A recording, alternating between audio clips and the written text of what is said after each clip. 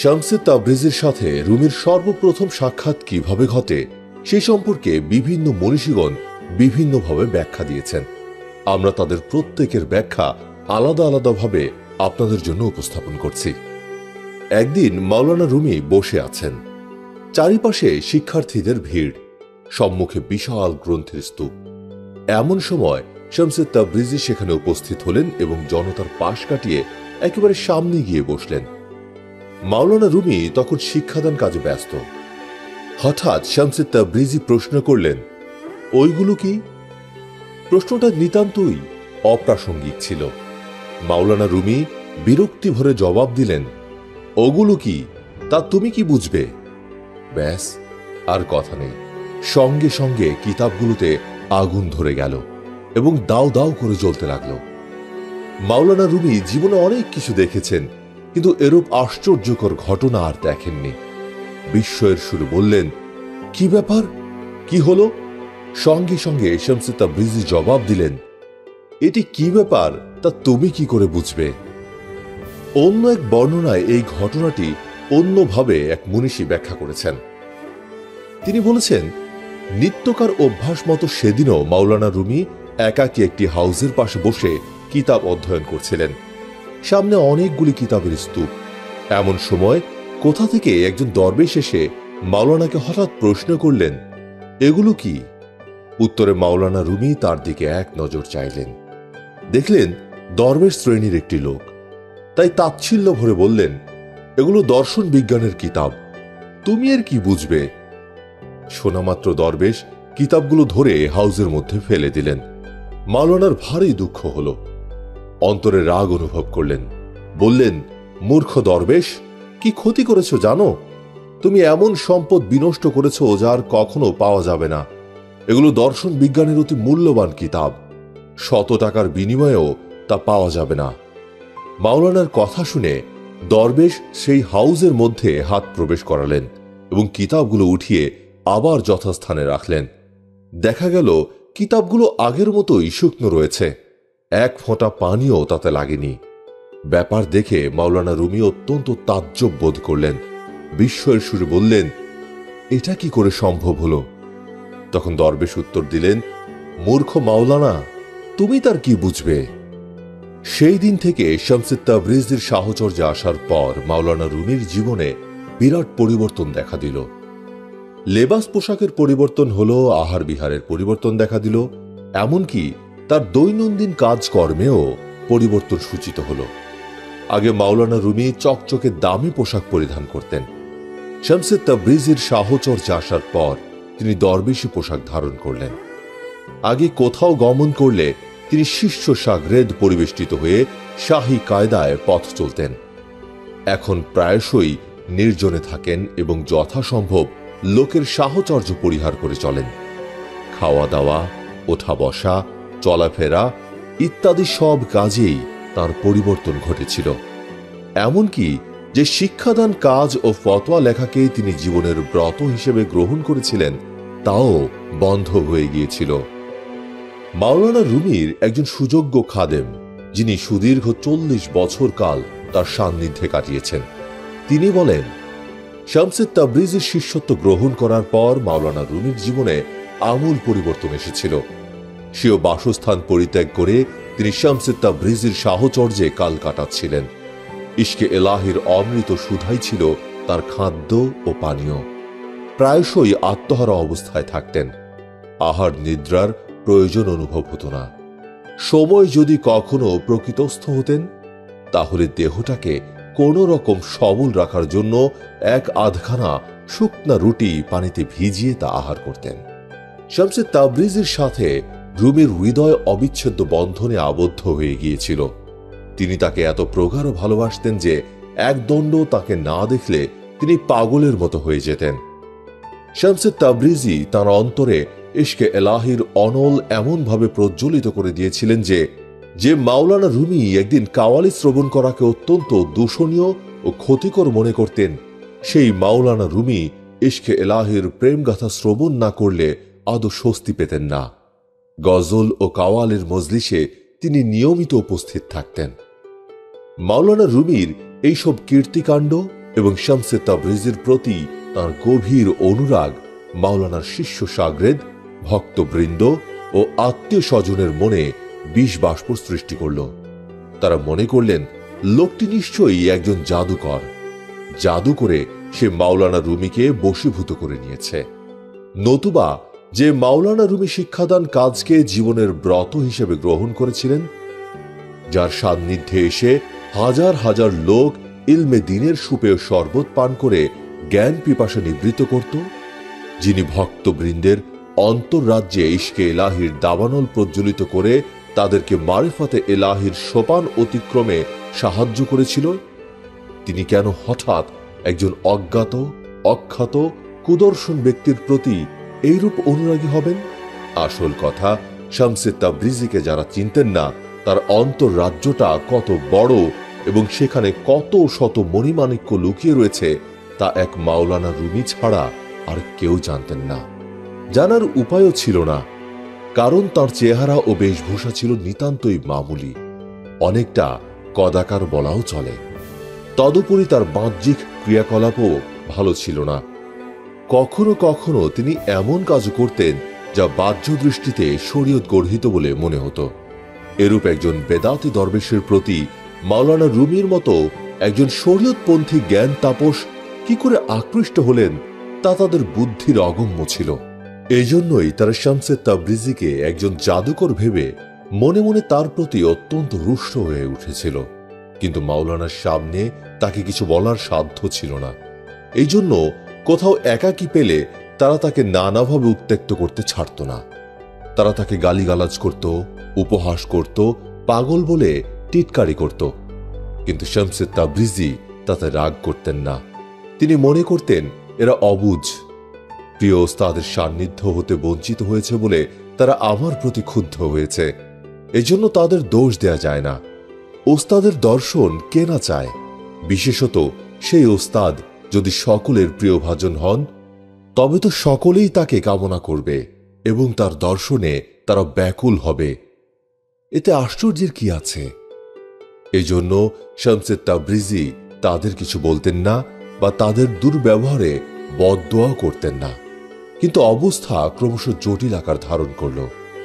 দেশের প্রায় সকল লোক তার প্রতি ক্ষেপে গেল। তাই 643 হিজরির পহেলা শাওয়াল সকলের অলক্ষ্যে তিনি কাউনিয়া হতে চলে গেলেন। শামসে তাবরিজের কাউনিয়া ত্যাগে মাওলানা রুমির আত্মীয় স্বজন এবং বিশেষভাবে তার শিষ্য শাগরেদ ও ভক্তবৃন্দ অত্যন্ত আনন্দিত হয়েছিলেন। তারা ভেবেছিলেন এইবার হয়তো মাওলানা রুমি তাদের প্রতি নজর দেবেন, কিন্তু না, নজর দেয়া তো দূরের কথা। শামসে তাবরিজের বিরহে মাওলানা রুমি এত বেশি বেদনাহত হয়ে পড়লেন যে শেষ পর্যন্ত তিনি জনসংস্রব সম্পূর্ণরূপে বর্জন করলেন। আগে তবু দু একবার তার দেখা মিলত, এবার তাও বন্ধ হল। শাগরেদ ও ভক্তবৃন্দ নিরাশ হয়ে পড়লেন। নির্জনবাসকালে মাওলানা রুমি শামসে তাবরিজের প্রশংসায় অনেক গজল ও কবিতা রচনা করেছিলেন। তার বিরহে কাতর মন অনুক্ষণ শামসে তাবরিজীকে খুঁজে বেড়াত। কিন্তু হায়, কোথায় শামসে তাবরিজী? তিনি তখন রুমির থেকে অনেক দূরে। প্রেমে মাতোয়ারা হৃদয়, প্রেমাকুল হৃদয়ের অবস্থা বুঝে শামসে তাবরিজী বুঝতে পেরেছিলেন যে তার অদর্শনে মাওলানা অত্যন্ত ব্যথিত ও শোকাহত হয়ে পড়বেন। তাই তিনি মাওলানা রুমিকে সান্ত্বনা দেওয়ার জন্য চিঠি লিখলেন। চিঠির মূল বাণী লেখক প্রকাশ করেননি বলে আমরাও আপনাদের কাছে উপস্থাপন করতে পারলাম না। তবে অনুমান করা যায় বিরহ কাতর মাওলানাকে সান্ত্বনা দিয়েই তিনি চিঠি লিখেছিলেন। ফল যথার্থই ফলেছিল। চিঠি পাওয়ার পর মাওলানা রুমির অবস্থার অনেকটা পরিবর্তন ঘটেছিল। পূর্বাপেক্ষা তিনি অনেকটা শান্ত হয়েছিলেন, হৃদয় ভার কিছুটা লাঘব হয়েছিল। শামসের বিরোধিতা করে যারা মাওলানা রুমিকে ব্যথা দিয়েছিলেন তারা তাঁর নিকট ক্ষমা প্রার্থনা করলেন। রুমি তাদের ক্ষমা করেছিলেন বটে, কিন্তু শামসে তাবরিজীর ফিরে না আসা পর্যন্ত তিনি তাঁদের প্রতি খুব প্রসন্ন হতে পারেননি।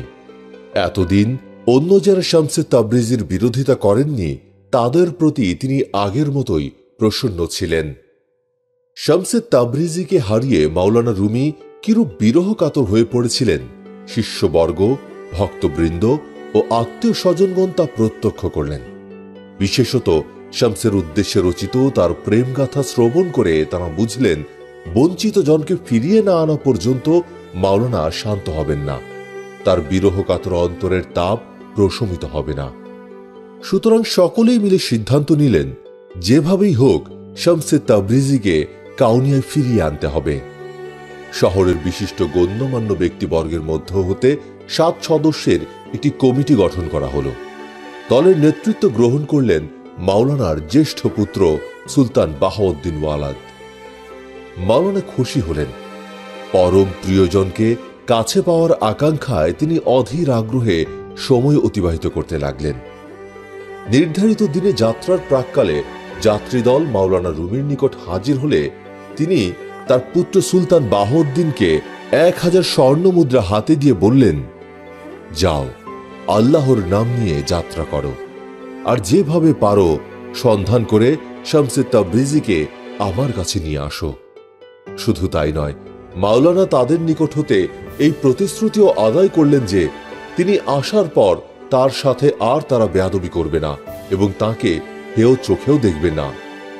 যথাসময় যাত্রীদল দামেস্ক অভিমুখে রওনা হয়ে গেলেন। দামেস্ক পৌঁছে তারা শামসে তাবরিজির অনুসন্ধানে প্রবৃত্ত হলেন। বেশ কয়েকদিন অতিবাহিত হল। দামেস্কের অলিতে গলিতে ঘুরেও তারা শামসে তাবরিজির সন্ধান পেলেন না। সবচেয়ে মুশকিলের ব্যাপার এই ছিল যে কেউ তার সঠিক পরিচয় জানত না এবং তার থাকারও কোনো নির্ধারিত স্থান ছিল না। আজ এখানে তো কাল সেখানে, এমনি করে তার দিন কাটত। বেশিরভাগ সময় তিনি লোকালয় হতে দূরে কোনো নির্জন স্থানে মোরাকাবা মোশাহাদায় লিপ্ত থাকতেন। ভাবের আধিক্য দেখা দিলে একাধারে 7-8 দিন কেটে যেত। একভাবে বসে থেকে তিনি ইশকে ইলাহির অমৃত সুধা পান করতেন। তন্ময়তা কেটে গেলে মাঝে মাঝে তিনি শহরে আসতেন, কিন্তু পরিচয় প্রকাশ পেত না। নিজেকে গোপন করার জন্য কখনো তিনি ব্যবসায়ের বেশ ধারণ করতেন এবং সরাইখানায় কাটাতেন। কখনো দেখা যেত ধুলি মলিন বেশে তিনি সরাইখানায় বা রাস্তার পাশে বসে কারো সাথে পাশা খেলছেন। এমন ব্যক্তিকে কে চিনে বের করতে পারে? যা হোক, অনেক অনুসন্ধানের পর একদিন দূর থেকে যাত্রীদল দেখলেন একটি লোক সরাইখানায় বসে একটি বালকের পাশে বসে পাশা খেলছেন। মুখাবয়ব যেন চেনা চেনা মনে হল। কাছে গিয়ে দেখলেন শামসে তাবরিজি নিজেই। বালকটির সাথে তিনি এক মনে পাশা খেলছেন।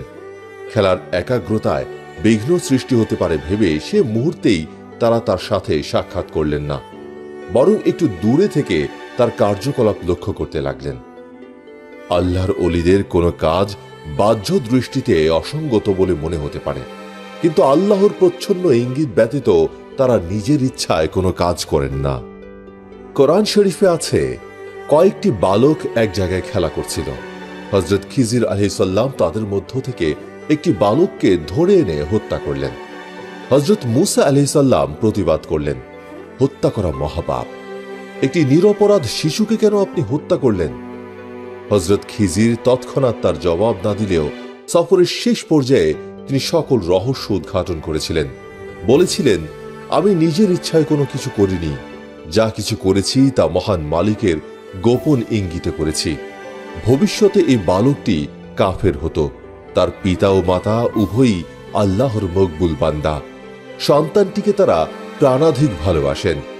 অতঃপর সে যদি বেঁচে থাকে এবং বড় হওয়ার পর কাফের শ্রেণীভুক্ত হয়, তাহলে তারা তাকে পথে আনতে পারবেন না, পরন্তু সন্তানের প্রতি স্বাভাবিক স্নেহের তাগিদে তারা নীরবে তার কার্যকলাপ দেখিয়ে যেতেন এবং তার ফলে তারাও ঘোর পাপী সাব্যস্ত হতেন।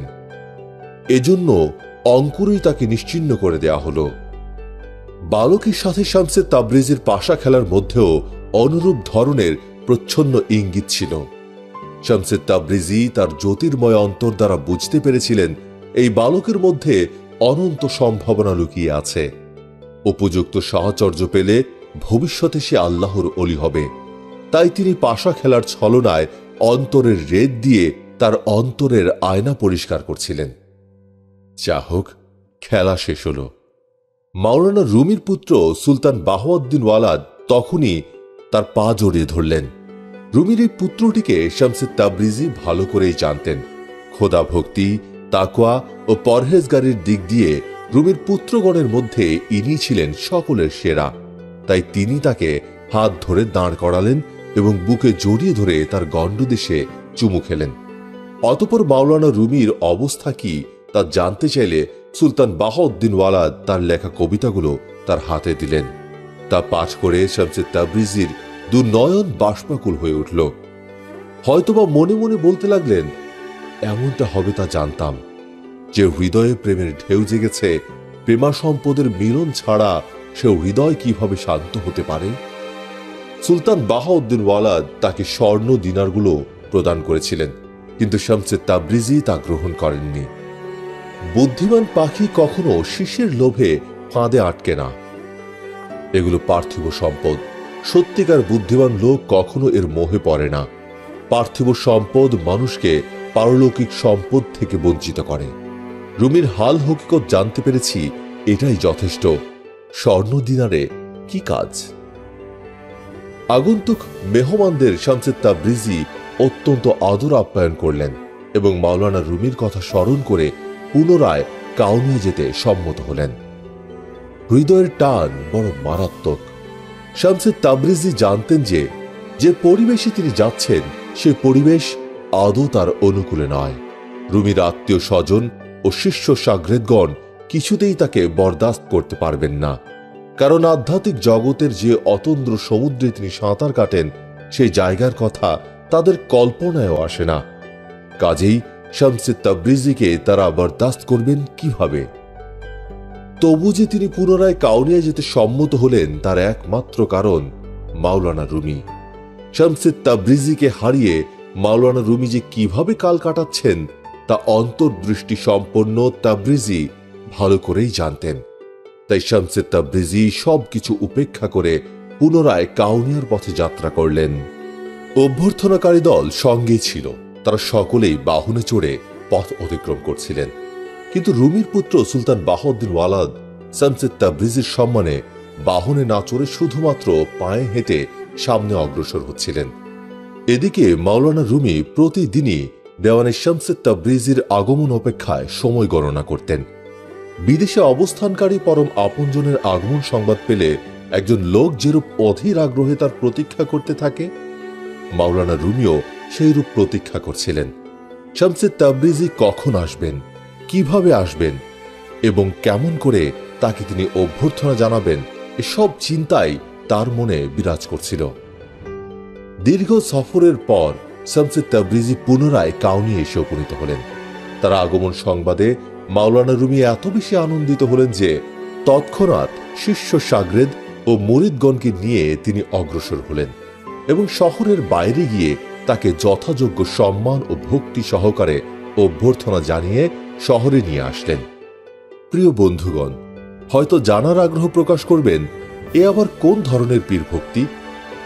বর্তমান যুগের পীর ভক্তগণ তাঁদের পীর সাহেবদের প্রতি যেভাবে ভক্তি প্রদর্শন করেন, এ তো অনেকটা সে ধরনের পীর ভক্তি। কিন্তু না, বাহ্যত একরকম দেখা গেলেও মাওলানা রুমির পীর ভক্তি আর বর্তমান যুগের পীর ভক্তগণের পীর ভক্তির মধ্যে আকাশ পাতালের ব্যবধান রয়েছে। বর্তমান সময়ের পীর ভক্তির মধ্যে বেশিরভাগ লৌকিকতা নিহিত। একদল লোক আছে যারা নিজেদের পীরের মুরিদ বলে পরিচয় দিয়ে সমাজে আত্মপ্রতিষ্ঠা লাভ করতে চায়। তবে হ্যাঁ, আল্লাহর বান্দাদের মধ্যে এমন কিছু সংখ্যক ব্যক্তিও রয়েছেন যারা সত্যিকার অর্থেই তাদের পীর সাহেবকে ভক্তি করেন। তাদের পীর ভক্তিতে কোনরূপ পার্থিব স্বার্থের সংমিশ্রণ থাকে না। একমাত্র আল্লাহকে পাওয়ার জন্য তারা পীরের সান্নিধ্যে আসেন এবং তার নিকট থেকে সবক গ্রহণ করে সে মোতাবেক তারা আধ্যাত্মিক সাধনায় লিপ্ত হন। তবে এই শ্রেণীর লোকের সংখ্যা নিতান্তই অল্প। হাদিস শরীফে আছে, যে ব্যক্তি কাউকেও আল্লাহর ওয়াস্তে ভালোবাসে কিংবা আল্লাহর ওয়াস্তে কারো প্রতি রাগান্বিত হয়, সে জান্নাতে প্রবেশ করবে। অন্য কথায়, যার ভালোবাসা ও রাগ একমাত্র আল্লাহর উদ্দেশ্যে নিবেদিত, জান্নাতের পরম সুখ তার জন্য নির্ধারিত হয়ে রয়েছে। শামসে তাবরিজির প্রতি মাওলানা রুমির ভালোবাসা এই ধরনেরই ছিল। অল্প দিনের সাহচর্যে শামসে তাবরিজি তার অন্তরে খোদা প্রেমের যে আশ্চর্য অনুভূতি জাগিয়ে দিয়েছিলেন, তারই কারণে তিনি তাকে ভালোবাসতেন এবং ভক্তি করতেন। এর মধ্যে পার্থিব স্বার্থের লেশ মাত্রও ছিল না। যা হোক, শামসে তাবরিজিকে পেয়ে মাওলানার সকল ব্যথা বেদনা দূর হয়ে গেল। পূর্বের ন্যায় আবারও তিনি শামসে তাবরিজির সাথে একত্রে নির্জন মারিফত সাধনায় লিপ্ত হলেন। শামসে তাবরিজিকে এরূপ স্থায়ীভাবে পেয়ে মাওলানা রুমি অত্যন্ত খুশি হয়েছিলেন। দিন রাত তিনি আত্মসাধনায় লিপ্ত থাকতেন। অবসর সময় মারিফত জগতের সূক্ষ্ম তত্ত্ব নিয়ে শামসে তাবরিজির সাথে আলোচনায় মেতে থাকতেন। রুমির শিষ্য শাগরেদগণ আবারও শামসে তাবরিজির প্রতি বিরূপ মনোভাবাপন্ন হয়ে উঠলেন। শামসে তাবরিজিকে তার একজন জাদুকরের বেশি ভাবতে পারলেন না। তার জাদুতে মাওলানা রুমির মতো একটি অনন্য প্রতিভা নষ্ট হয়ে যাবে এবং দেশের মানুষ তার সুগভীর জ্ঞান ও আধ্যাত্মিকতা হতে বঞ্চিত হবে, এটি কল্পনাও করতে পারতেন না।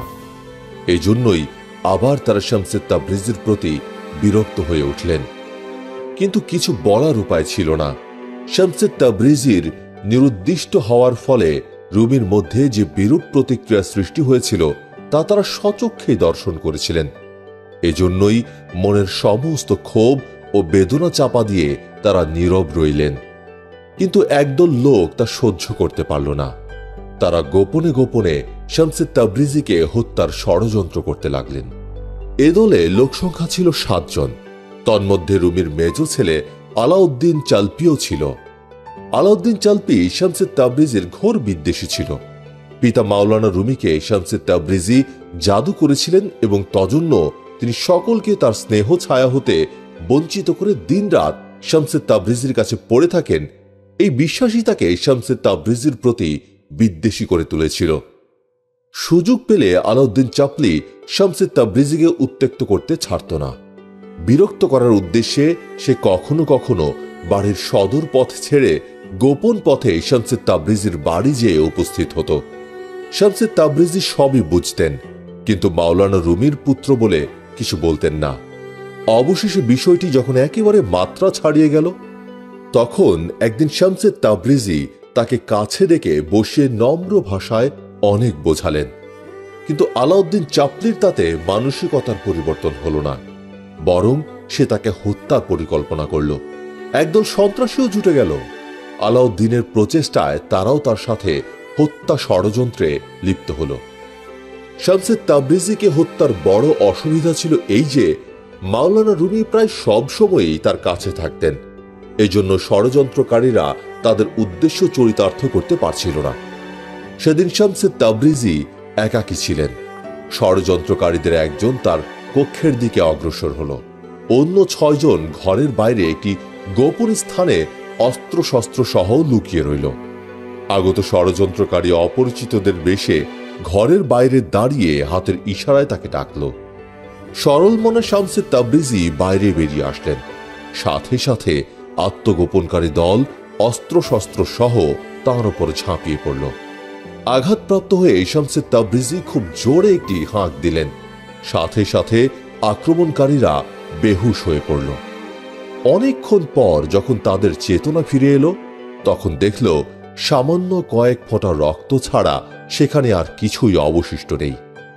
শামসে তাবরিজি নিহত হয়েছেন কিংবা আঘাতপ্রাপ্ত হয়ে অন্য কোথাও আত্মগোপন করেছেন, তারা কিছুই অনুমান করতে পারলেন না। বিষয়টি সকলের নিকটই রহস্যময় হয়ে রইল। মাওলানা রুমির জীবনী লেখকগণ এ সম্পর্কে বিবিধ মতামত প্রকাশ করেছিলেন। একদলের মতে হত্যাকারীগণ শামসে তাবরিজিকে হত্যা করতে পারেনি। হাঁকের সাথে সাথে তারা সংজ্ঞাহীন হয়ে পড়েছিল এবং সেই সুযোগে তিনি আত্মগোপন করেছিলেন। অপর দলের মতে শামসে তাবরিজি সত্যি নিহত হয়েছিলেন। ঘাতক দল তাকে হত্যা করে রুমির পিতা সুলতান বাহাউদ্দিন ওয়ালাদের মাজারের পাশে তাকে সমাহিত করেছিল। যা হোক, পরদিন ভোরবেলা মাওলানা রুমি মাদ্রাসায় গেলেন। খোঁজ নিয়ে জানলেন শামসে তাবরিজি তার কামরায় নেই। কি ব্যাপার তা জানার উদ্দেশ্যে মাওলানা রুমি তার জ্যেষ্ঠ পুত্র বাহাউদ্দিনকে ডাকলেন। বললেন, এখনো ঘুমিয়ে আছো? শীঘ্রই যাও, শামসে তাবরিজিকে খুঁজে নিয়ে আসো। মাওলানার জ্যেষ্ঠ পুত্র ও মাওলানা নিজে শামসে তাবরিজির বহু অনুসন্ধান করলেন, কিন্তু কোথাও তার সন্ধান পাওয়া গেল না। চতুর্দিকে লোক পাঠানো হলো, কিন্তু কেউই তাকে খুঁজে পেল না। অবশেষে মাওলানা রুমি একেবারে নিরাশ হয়ে পড়লেন। প্রিয় মুর্শিদের বিচ্ছেদ বেদনায় তিনি পাগল প্রায় হয়ে উঠলেন।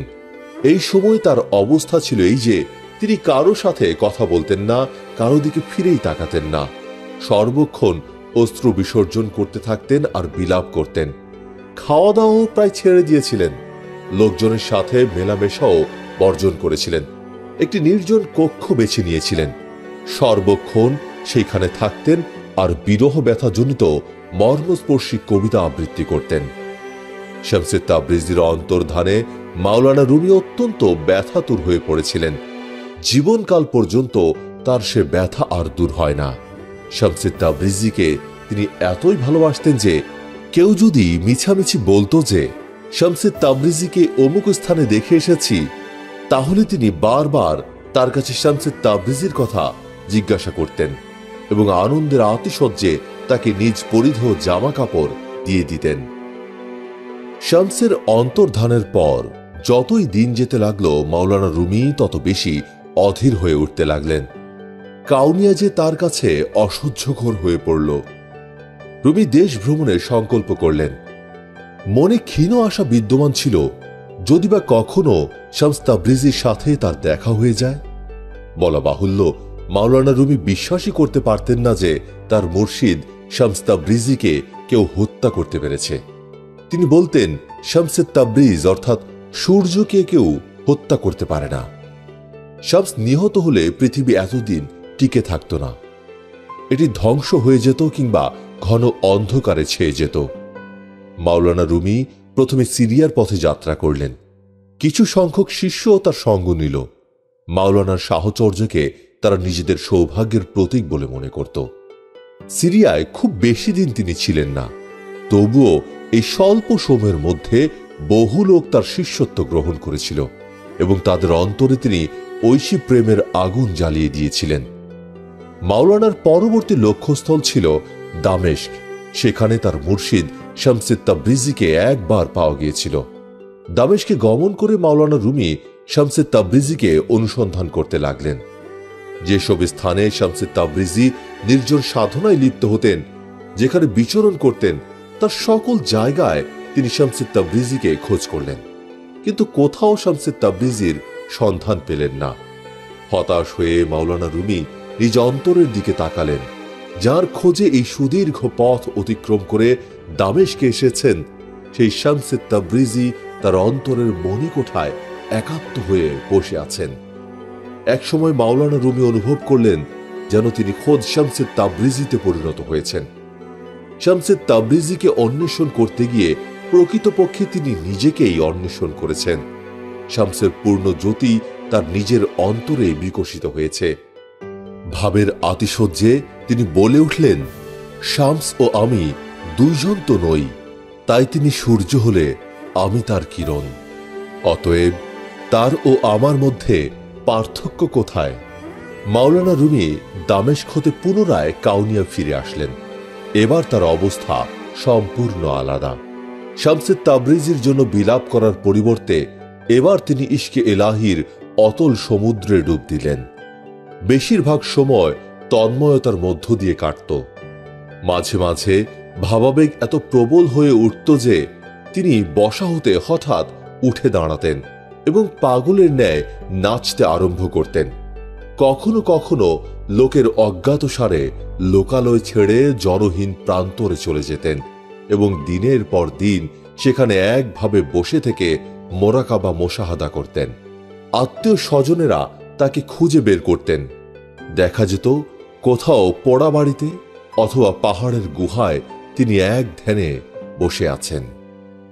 সুফি কাব্যের মহাপুরুষ জালালউদ্দিন রুমি সবার উদ্দেশ্যে লেখেন, যখন আমি মৃত, পৃথিবীতে আমার সমাধি না খুঁজে আমাকে মানুষের হৃদয়ে খুঁজে নিও।